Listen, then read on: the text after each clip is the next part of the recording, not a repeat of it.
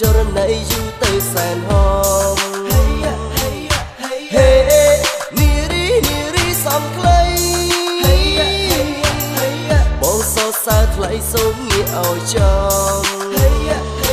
ឲ្យបងសុំស្គាល់មុំសុំលេងនៅក្បែរផងហេតុអ្វីក៏លួចញញឹមតែពីក្រោយខ្នងហេនារីសំខ្លីសំខ្លីអូនសែនល្អកញ្ចឹងក៏អនសខ្ចីកាន់ខ្លីវាលក៏សែនល្អណាស្រីបងតាគុណពីក្រោយរឿងស្រឡូនសំជាមួយនឹងជើងដៃតាំងពីកាលបងមានបំណងបងចង់បាននារីសក់ខ្លីឥឡូវនេះបានជួមបានសម្រេចនឹងក្តីស្រមៃស្រីចំងស្រួយខ្ពាល់ខួយមរៀមដោយបាឡាក្រូចបងលួចតែមើលអូនក្នុងចិត្តចង់តែលួចយកបេះដូងយកមកធ្នមយកមកថែសុំនៅចិត្តសុំនៅក្បែរអូនស្ពាំងសំរុំអូនសំនារីខ្មែរពេលស្ពាំងសិញ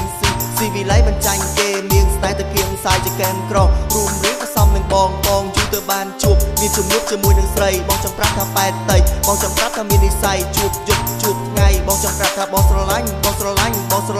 នារីដែលមានសក់ខ្លីហេនារីសក់ខ្លីគួយគុណចរណីយូរទៅសែនហមហេនារីសំខ្លីបងសរសើរថ្លៃសូមងាកឲ្យចំឲ្យបងសុំស្គាល់មុំសុំលេងនៅក្បែរផងហេតុអ្វីក៏លួចញញឹមតែពីក្រោយខ្នងហេនារីសំខ្លីនារីសំខ្លីគួយប៉ែតដីធ្វើឲ្យបងចាប់ចិត្តចាប់អារម្មណ៍ស្រីតាំងពីដើមចូលចិត្តតែអ្នកសងវែងនៅពេលដែលបងជួបអូនបងនេះគិតផ្សេងចង់វងវែងដូចមកមីកំពុងតែលេងភ្លើងទីបំផុតលងស្នេហ៍នារីសំយើងដំណើរទ្រូងពើងជើងឡើងមន់ខៃអូនស្លៀកពាក់ហំហួនស្ងួនស៊ីវិល័យពេលសំដីគេនិយាយមាននិស្ស័យទៅស្គាល់បងគ្រាន់តែចង់និយាយតែមិនហ៊ានប៉ាំងពាល់ហេកុំខ្វល់ថាបំកិនអីបងចង់ទាំងតងអូនបងចូលចិនស្រីបាត់ចម្រៀងថ្មីផ្ទះជូនពីស័យជាពិសេសកំណាបលេខសំដីសងវែងសងខ្លីបងថាមិនថ្មីទេបងថាមិនថ្មីទេបងថាមិនថ្មីទេហេនារីសក់ខ្លី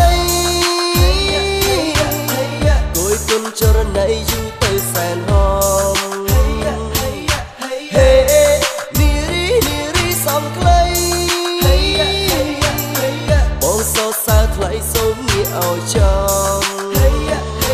ឲ្យបងសុំស្គាល់មុំសុំលេងនៅក្បែរផងហេតុអ្វីក៏លួចញញឹមតែពីក្រោយខ្នង